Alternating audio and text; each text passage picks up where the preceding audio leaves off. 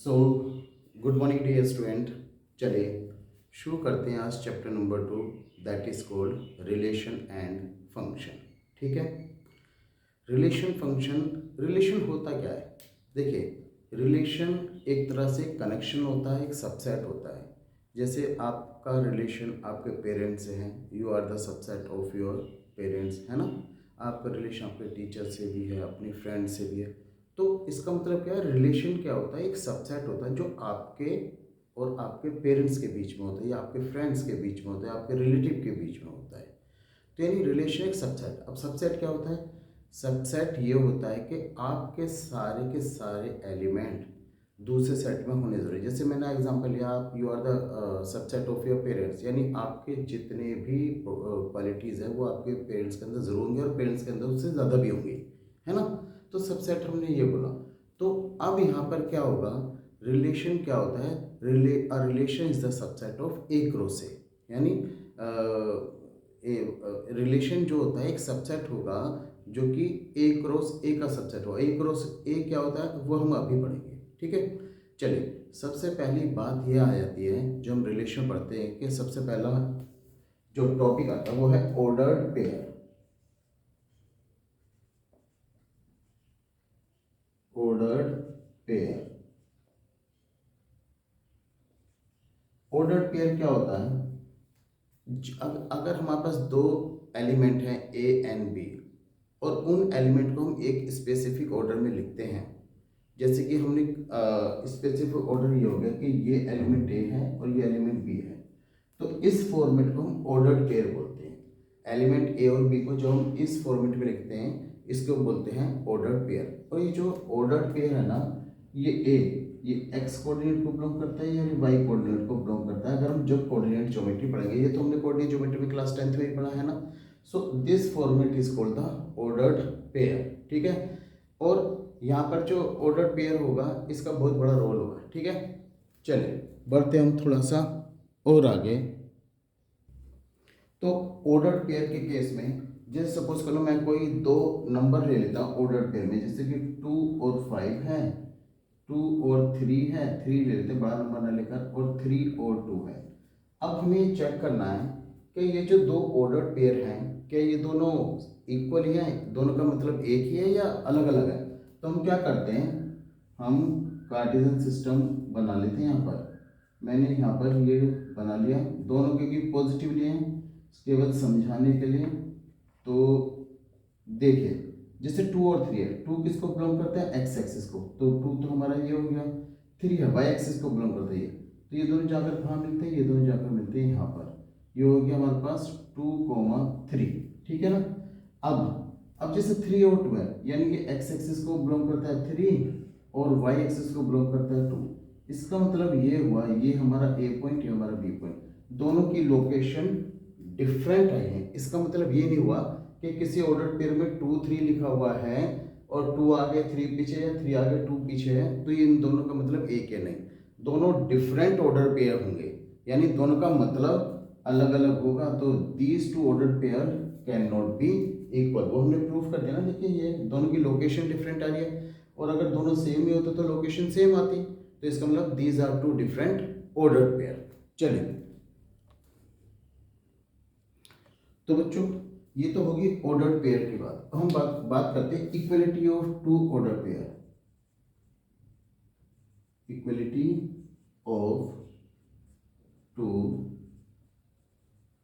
Ordered pair, यानी अगर हमारे पास सपोज करो दो ऑर्डर पेयर जो कि इक्वल है, a b is equal to p q, तो अगर दोनों दोनों इक्वल ऑर्डर पेयर हैं तो हम क्या करेंगे, इस फर्स्ट वाले को फर्स्ट वाले से ही कंपेयर कर सकते हैं और सेकंड वाले को सेकंड वाले से ही कंपेयर कर सकते हैं। ऐसा नहीं कि फर्स्ट ए को हम क्यू से कंपेयर करें, बी को पी से। नो, फर्स्ट को फर्स्ट से कंपेयर कर सकते हैं और सेकंड को सेकंड से ही।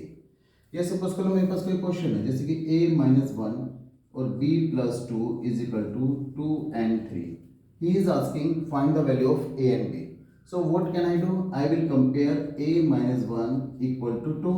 So taking 1 on right hand side, a is equal to 2 plus 1, यानी a is equal to हो गया 3.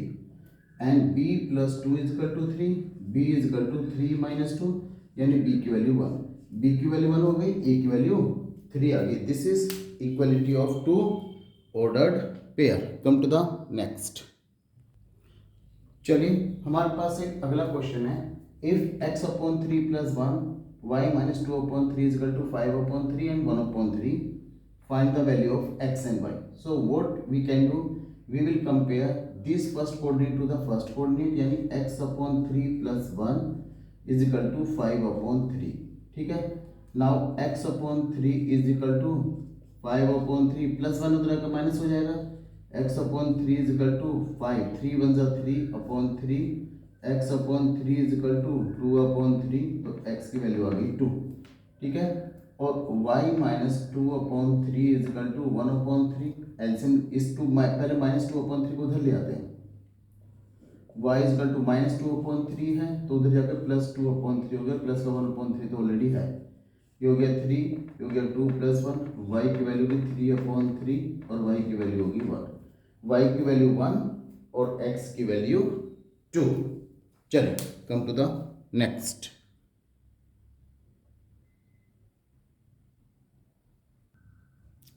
चलिए बच्चों अगली हेडलाइन आती है कार्टेशियन प्रोडक्ट, ठीक है। तो next headline is Cartesian product, Cartesian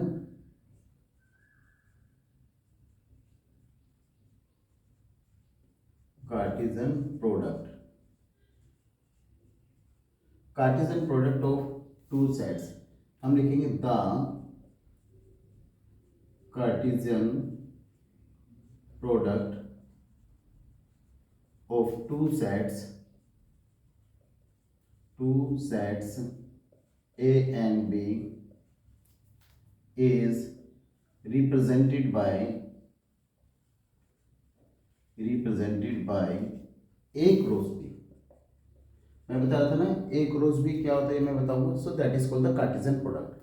the Cartesian product of two set A and B is represented by A cross B such that if we will take A belongs to A and B belongs to B, यानी कोई element A है जो A को belong करता है, कोई element B है जो B को बिलोंग करता है, ठीक है ना। तो उस केस में ये हमारे पास जो कार्टेशियन प्रोडक्ट रिप्रेजेंट होगा वो होगा A कोमा B, यानी यहाँ पर A बिलोंग्स टू A और B बिलोंग्स टू B।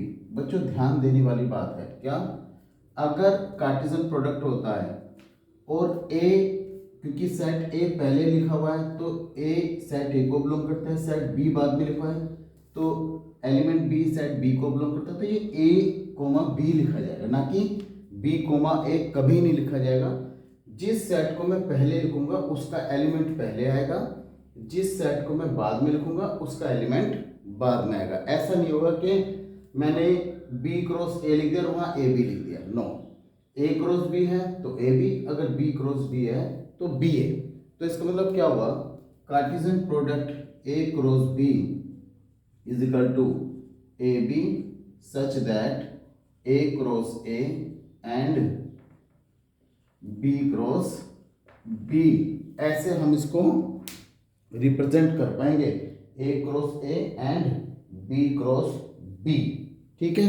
अब सपोज कर लो यहां पर if A is equal to empty set and B also equal to empty set, then A cross B also equal to empty set. A भी empty set है 5, B भी empty set है 5, तो A क्रॉस B भी empty set होगा। चलिए बढ़ते हैं थोड़ा सा और आगे। चलिए बच्चों, अच्छा एक चीज और बताना चाहता हूं मैं, सपोज कर लो NA is equal to P है एंड यानी number of element in set is equal to P और NB मेरे पास Q है, यानी number of element in set B is Q, then NA cross B is equal to PQ होगा, ठीक है ना। यानी total number of element A cross B में P इंटू Q में। अब चाहे ए क्रॉस बी लिखो, total number of element P Q ने, चाहे बी क्रॉस ए लिखो, total number of element Q A Q P होंगे, ठीक है ना। हाँ, इन दोनों के ऑर्डर्ड पेयर चेंज हो जाएंगे लेकिन नंबर ऑफ एलिमेंट यही रहेंगे, ठीक है बच्चों। तो ये चीज आप ध्यान रखना। चलिए आगे बढ़ते हैं। चलिए बच्चों, अगला क्वेश्चन है, if a is equal to 1 2 3 and b is equal to 2 3 find a cross b cross a और ये निकालें। चलिए पहले a क्रॉस b निकाल लेते हैं। a क्रॉस b यानी 1 3 5 यानी 1 3 5 क्रॉस 2 3।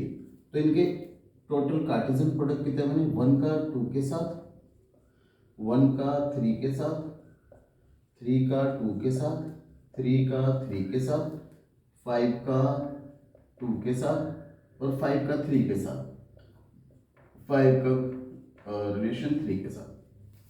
ये हमारा ए क्रॉस बी हो गया। चलिए B cross A find out कर लेते हैं। बी क्या है हमारे पास 2 3, ठीक है, क्रॉस ये क्या है 1 3 5। चलिए तो क्या हो जाएगा हमारे पास 2 1 2 3 2 5 3 1 3 3 और 3 5, ठीक है ना। ये हो गया हमारे पास बी क्रॉस ए। अब आगे कह रहा है चेक करो क्या इसके कुछ एलिमेंट सेम है या नहीं है। चलिए A cross B intersection B cross A, है ना, कि ए क्रॉस बी और बी क्रॉस ए के कुछ कॉमन एलिमेंट है या नहीं है। तो ये चेक करना है ए क्रॉस बी। तो मैं इसे डायरेक्ट लिख दूं बच्चों, देखो फिर लिखने में काफी टाइम लगेगा। तो ए क्रॉस बी के एलिमेंट देखो 1 2 है, क्या 1 2 यहाँ पर है, नहीं है। 1 3 यहाँ पर है, नहीं है। 3 2 यहाँ पर है, 3 1 है, 3 2 नहीं है। 3 3 यहाँ पर है। देखो एक 3 3 एलिमेंट मुझे मिल गया। एक तो हो गया हमारे पास 3 3, ठीक है। 5 2 कहीं पर है, 2 5 है, 5 2 नहीं है। 5 3 3 5 है, 5 3 नहीं है। यानी इन दोनों का जो कॉमन एलिमेंट है वो है 3 3, ठीक है। तो इंटरसेक्शन भी हमें मिल गया, one common point. Come to the next. चलिए बच्चों, we have another question. Set A is equal to, देखिए सेट बिल्डर फॉर्म में लिखा है, set A is equal to x belongs to natural number. यानी ये वाला सेट हमारा नेचुरल नंबर से मिलकर बना हुआ है और इसका मतलब ये इक्वेशन की फॉर्म में गिवन है और इसे हमें फैक्टराइज करना पड़ेगा, ठीक है। Set B is equal to x belongs to whole number given है और x की value greater than equal to 0 lesser than 2। यानी इसे भी हमें लिखना पड़ेगा सेट बिल्डर फॉर्म में, रोस्टर फॉर्म में लिखना पड़ेगा। Set c is equal to x belongs to again natural number और हमें x इज लेसर देन 3, ये भी सेट बिल्डर फॉर्म में, तो पहले रोस्टर फॉर्म में लिखेंगे। चलिए set a is equal to हमें गिवन है x belongs to natural number. तो हम क्या करते हैं, x belongs to natural number और such that x square minus 5x plus 6 is equal to 0। तो पहले हम इसे फैक्टराइज कर लें, एक्स स्क्वायर 3 2 जा 6 माइनस 2x और प्लस 6 इज इक्वल टू 0।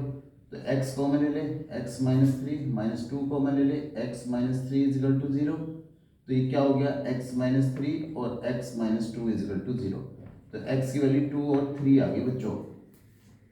तो इसका मतलब सेट ए मेरा हो गया क्या 2 3, ठीक है। ये मेरा एक सेट हो गया 2 3। अब आते हैं सेट बी पर। सेट बी हमें क्या गिवन है, x बिलोंग्स टू w यानी whole number such that x is greater than equal to 0 and x is lesser than 2। तो यहाँ पर अगर आप ध्यान से देखें क्लोज सेट है तो इसमें 0 इंक्लूड है, तो x की वैल्यू और 2 भी इंक्लूड है क्योंकि इक्वल टू का साइन है ना, तो क्लोज सेट होता है इक्वल टू साइन, यानी x की जो लोअर लिमिट है डिफाइन है 0, x की अपर लिमिट भी डिफाइन है दैट इज 2। तो इसको सेट बी किसके बराबर हो गया 0 एंड 2। चलिए सेट सी की अगर मैं बात करूं, x belongs to natural number such that x is lesser than 3। तो c की वैल्यू हो गई लेसर देन 3। अब देखिए यहाँ पर हालांकि दे रखा है x इज लेसर देन 3, लेकिन उसने यहाँ भी दे रखा है कि x इज नेचुरल नंबर और नेचुरल नंबर तो हमें पता ही है कि 1 से शुरू होते हैं। इसका मतलब अंडरस्टूड है फर्स्ट नंबर इसका x कोऑर्डिनेट 1 होगा और y कोऑर्डिनेट इसका 3 होगा। तो इसका मतलब मुझे सेट ए पता लगा 2 3, सेट बी पता लगा 0 2, सेट सी पता लगा 3,1,3, तो मुझे तीनों सेट पता लगे।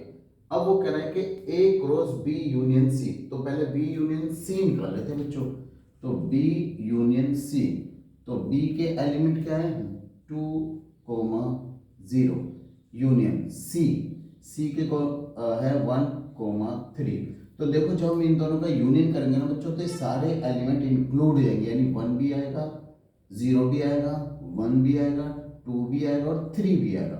तो बी यूनियन सी हमारा हो गया 0,1,2,3। अब वो कह रहा है बी यूनियन सी के साथ ए का कार्टेशियन प्रोडक्ट निकालिए, ए क्रॉस बी यूनियन सी। चलिए ए के एलिमेंट क्या है 2,3, 2,3 क्या, अब कार्टेशियन प्रोडक्ट विद 0,1,2,3। चलिए कर निकाल लेते हैं, तो क्या बनेगा 2,0, 2,1, 2,2, 2,3। ऐसा मत करना बेटा 2,1 है तो 1 को पहले लिख लिया, 2 को बाद में। जो सेट पहले आ रहा है उसका एलिमेंट पहले आएगा, जो सेट बाद में आ रहा है उसका एलिमेंट बाद में, सिंपल सी बात है। चलिए ये हो गया हमारे पास। अब ए का एलिमेंट 2 हो गया, अब 3 का कीजिए, 3 का इन सब के साथ, ठीक है ना, 3,0 और 3,1, ठीक है नहीं, 3,2 और 3,3 हो गया। ये सारे एलिमेंट हमारे पास आ गए, ठीक है। ये A cross B union C है। अब आइए A cross B union C हमने निकाला है, अब हमें वेरीफाई करना है A cross B and A cross C के यूनियन के बराबर ये हमारा रिजल्ट आता है या फिर नहीं आता है। तो पहले मैं ए क्रॉस बी निकाल लेता हूँ बच्चों। ए के एलिमेंट क्या है 2,3, ठीक है, और बी के एलिमेंट क्या है 0,2, तो निकाल लेते हैं। तो 2,0, 2,3, 3,0, 3,2, ये मेरे ए क्रॉस बी के एलिमेंट आ गए। ए क्रॉस बी हो गया। अब हम निकालते हैं ए क्रॉस सी, ए क्रॉस सी। चलिए ए के एलिमेंट क्या है हमारे पास, ये 2,3 है, और क्रॉस सी के एलिमेंट क्या है मेरा 1,3 है। तो ये क्या हो गया 2,1, 2,3, 3,1 और 3,3 हो गया। ये सारे एलिमेंट हमारे पास आ गए ए क्रॉस सी के। लेकिन हमें करना क्या है, हमें करना है A cross B union A cross C. चलिए A cross B union A cross C, दोनों का यूनियन निकाले। A cross B, A cross B के एलिमेंट क्या है 2,0, 2,3, 3,0, 3,2, 2, ठीक है ना, क्रॉस, और ए क्रॉस सी के एलिमेंट क्या है, यहाँ से मैं ये मिटा देता हूँ बच्चों क्योंकि इसकी जरूरत नहीं है। ये हो गया हमारे पास कितना 2,1, ये हो गया 2,3, 3, और ये 3,1, ठीक है, और 3,3। ये हमारे टोटल एलिमेंट ए क्रॉस सी का है। अब देखते हैं क्या करवा रहा है, इन दोनों में यूनियन निकलवा रहा है ये, ना कि इनका कार्टेशियन प्रोडक्ट। यूनियन, यूनियन में दोनों के कॉमन दोनों का कॉम्बिनेशन लेंगे, ठीक है। चलिए ले लेते हैं 2,0, 2,3 और 2,1। पहले मैं सारे एलिमेंट लिख रहा हूँ 2 से शुरू होने वाले 2,3, 2,3 देखो ऑलरेडी मैं लिख चुका हूँ, तो 2,3 नहीं लिखूंगा। अब आइए 3,0, 3,3, 3,1 और ये 3,2, 3,3, ठीक है। अब हम चेक कर लेते कोई एलिमेंट छूटा तो नहीं, पहले वो देख लेते हैं दोनों में कॉमन क्या। 2,0 नहीं है, 2,3 नहीं है, 3,0 नहीं है, 3,2 नहीं है, 3,2, 3,2, 2,3, 2,3 था तो सही, 2,3 ये रहा, ये हमारा एक एलिमेंट कॉमन है। 3,2 नहीं है, और बस, ठीक है। कितना एलिमेंट 1 2 3 4 5 6 7, 1 2 3 4 5 6 7 एलिमेंट हो गए। अब चेक करते क्या ये दोनों इक्वल आ रहे हैं नहीं आ रहे। तो हमें चेक करना था क्या ए क्रॉस बी यूनियन सी, यानी इससे चेक करना। इसमें देख लेते कोई हमने एलिमेंट रिपीट तो नहीं किया। 2,0 और कोई तो नहीं है, 2,1 नहीं है, 2,2 नहीं है, 2,3 नहीं है, 3,0 3,1 3,1, ठीक है। चलिए 2,0 करेक्ट, 2,1 करेक्ट, 2,2, 2,2 नहीं है हमारा कहीं भी, 2,2 कहीं हमने मिस्टेक तो नहीं की।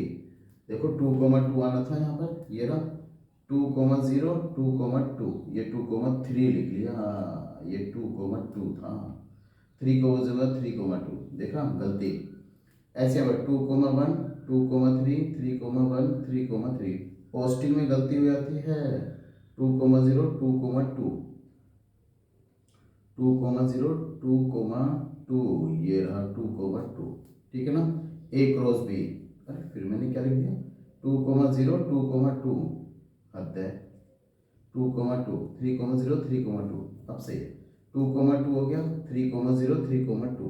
अब आई यहाँ पर ए क्रॉस सी, 2,1, 2,3, 3,1, 3,3, तो 2,1, 2,3, 3,1, 3,3। अब देखिए जरा 2,0 आ गया, 2,2 आएगा, ठीक है, 2,3 कॉमन था दोनों में, 2,3 यहाँ पर तो था ही नहीं, 2,2 इसी को डाल देते हैं, 2,2, ठीक है ना, 2,3, 2,3 नहीं डाला गया तो 2,3 डाल देते हैं। चले 3,0, 3,0 ये रहा, 3,2 ये रहा, ये रहा, 2,1 ये रहा, 2,3 ये रहा, 3,1 ये रहा, 3,1 दो बार नहीं है, 3,3 आ गया, 1 2 3 4 5 6 7 8, ठीक है। चले 1 2 3 4 5 6 7 8, अब सही है, 2,0 यस, 2,1 यस, ठीक है, 2,2, 2,2 yes, 2,3 yes, 3,0, 3,1, 3,2, 3,3 yes, we can say therefore A cross B union C is equal to A cross B union A cross C. So this is proved. चले बच्चों थोड़ा सा और आगे बढ़ते हैं हम, ठीक है। चलिए बच्चों यहाँ पर एक क्वेश्चन आया कि if A cross B is equal to this one 3,2, 3,4, 5,2, 5,4 then find the value of A cross B। तो A क्रॉस B की वैल्यू आप बता दीजिए। चले A क्रॉस B की वैल्यू हम यहाँ पर बता देते हैं। तो हमने पहले क्या लिखा, हमने लिखा A द फर्स्ट कोऑर्डिनेट, तो A को हम यहाँ पर रिप्रेजेंट कर लेंगे कि A is equal to set of all first coordinate, set of all first coordinate, coordinate of किसका, A क्रॉस B का फर्स्ट कोऑर्डिनेट वो है A। तो इसका मतलब ये कौन कौन से एलिमेंट, देखो फर्स्ट कोऑर्डिनेट एक तो हो गया 3 और एक हो गया 5, इसका मतलब सेट ए जो होगा ना 3,5 होगा, और B क्या होगा, set of all second coordinate of A cross B, यानी second coordinate A cross B का सेकंड कोऑर्डिनेट होगा ये। चलिए सेकंड कोऑर्डिनेट ये होगा 2 2 2 4, ठीक है ना, 2 4 यानी 2,4, तो A हो गया 3,5 और B हो गया 2,4। आपको बताया भी गया जब हम A क्रॉस B करेंगे ना, तो A अगर पहले लिखा है सारे एलिमेंट A के रहे होंगे, अगर B बाद में लिखा है सारे एलिमेंट B के, और अगर वो B पहले लिख दें कि B cross A is equal to A, तो पहले वाला B बन जाएगा, सेकंड वाला A बन जाएगा। ये बात आपको ध्यान रखनी है बच्चों। चलिए बच्चों हमें फाइंड आउट करना है arrow diagram of A cross B। तो सबसे पहले आपको A cross B find out करना होगा। A क्रॉस B, A के एलिमेंट क्या है, -1 2 4, B के एलिमेंट क्या है 1, 3। चलिए A क्रॉस B निकाले, -1, 1, -1, 3, 2, 1, 2, 3, 4, 1 और 4, 3, ये हमारा A क्रॉस B निकल गया। चलिए इसका एरो डायग्राम बनाते हैं। ये रहा हमारे पास सेट A, ये रहा हमारे पास सेट बी, ये सेट बी और ये सेट ए। सेट ए का एलिमेंट क्या है 1 -1 2 एंड 4। सेट बी क्या है 1 एंड 3। तो ए क्रॉस बी से मुझे क्या पता लगता है -1 अप्रोच टू 1, यानी -1 अप्रोच टू 1। चलिए -1 also approach to 3, this one 3, ये हो गया 3। अब देखिए यहां से पता लगता है इस रिलेशन से 2, 1, 2 approach to 1, this is also approach to 1, 2, 3, 2 is also approach to 3, ये हो गया 3, ठीक है ना। और 4, 1, 4 is approaching to 1 and 4, 3, 4 is approaching to 3. So this is the arrow diagram from A to B. अब सपोज करो B to A निकालना है, B क्रॉस A, तो हम यहाँ पर B क्रॉस A भी फाइंड आउट कर लेते हैं। अगर B cross A find out करना हुआ तो ये हो गया हमारे पास क्या B क्रॉस A, इधर निकाल लेते हैं B क्रॉस A। तो B के एलिमेंट क्या है 1, 3 और A के एलिमेंट क्या -1, 2, 4। तो एलिमेंट क्या बने 1, -1, 1, 2, 1, 4, 3, -1, 3, 2 और 3, 4। चलिए ये हमारे पास रहा सेट बी और ये हमारे पास रहा सेट ए। सेट बी क्या हो गया 1 एंड 3, 1 एंड 3 और ए क्या है -1, 2 एंड 4, ठीक है। चलिए 1 किसका अप्रोच कर रहा है -1 को, ठीक है, ये हो गया। 1 किसका अप्रोच कर रहा है ऑल्सो अप्रोचिंग टू 2, 1 किसका अप्रोच कर रहा है this is also approaching to 3, 3 approaching to -1, 3 approaching to 2 and 3 approaching 4, ठीक है ना। तो हमने एक चीज नोटिस की, जब हमने ए क्रॉस बी निकाला तो मेरा -1, 1 आ रहा है, लेकिन बी क्रॉस में 1, -1 आ रहा है। ऐसे ही देखिए -3 और ये 3, -1, 2, 1, 1, 2, 3, 3, 2, 4, 1, 1, 4, 4, 3, 3, 4। यानी कहीं से कहीं तक भी दोनों सेट, दोनों Cartesian product A cross B and B cross A same आ ही नहीं रहे। तो इससे एक बात और क्लियर होती है कि A cross B not necessarily equal to B cross A, these are two different Cartesian product. चलिए बच्चों अगली हेडलाइन है ऑर्डर ट्रिपलेट। अभी अच्छा जैसे ए सेट की हमने बात की जिसके कोऑर्डिनेट ए, बी है, जिसे ऑर्डर ड्यूप्लेट बोलते हैं कि ऑर्डर पेयर बोलते हैं, ठीक है ना। ऑर्डर ड्यूप्लेट ऑर्डर पेयर एक ही चीज़ है क्योंकि एक पेयर तो होना चाहिए ना। लेकिन अगर 3 आ जाते हैं उसे बोलते हैं ऑर्डर ट्रिपलेट। तो this time order triplet suppose कर लो A belongs to A, B belongs to A, C belongs to A, यानी ये ए बी सी किसी एक सेट ए को ही बिलोंग करते हैं। तो उसे कैसे रिप्रेजेंट करेंगे, देखो A cross A is equal to A का एलिमेंट भी ए, बी भी ए, सी भी बिलोंग्स टू ए, तो इसका मतलब A B C belongs to A.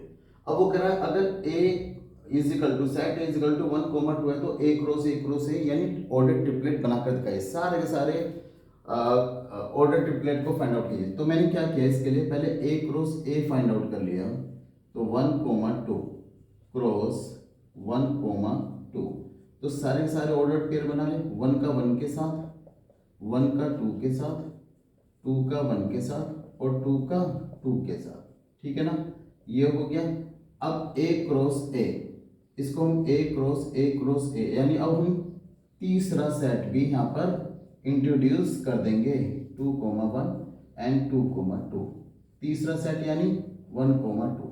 अब पहले की तरह ही हम करेंगे बच्चों, देखो पहले का यानी 1, 1, 1 के साथ हो जाएगा 1, 1, 1, पहले का दूसरे के साथ 1, 1, 2, 1, 2, 1, ठीक है, 1, 2, 2, 2, 1, 1 और 2, 1, 2, ठीक है। यू गेट 2, 2, 1 और 2, 2, and I think this is finish. 1, 2, 3, 4, 5, 6, 7, 8 यानी हमारे पास ये फाइनली ऑर्डर ट्रिपलेट आ गया, A cross A is equal to this one. So this is the order triplet, ठीक है। चलिए बच्चों अब हम अगली क्लास में इसके आगे का पार्ट करेंगे, ठीक है, बाय। और हाँ प्लीज़ ज़्यादा से ज़्यादा शेयर करें, लाइक करें और प्लीज़ दूसरे सब्सक्राइब भी कराएं, ठीक है, बहुत ज़रूरी है।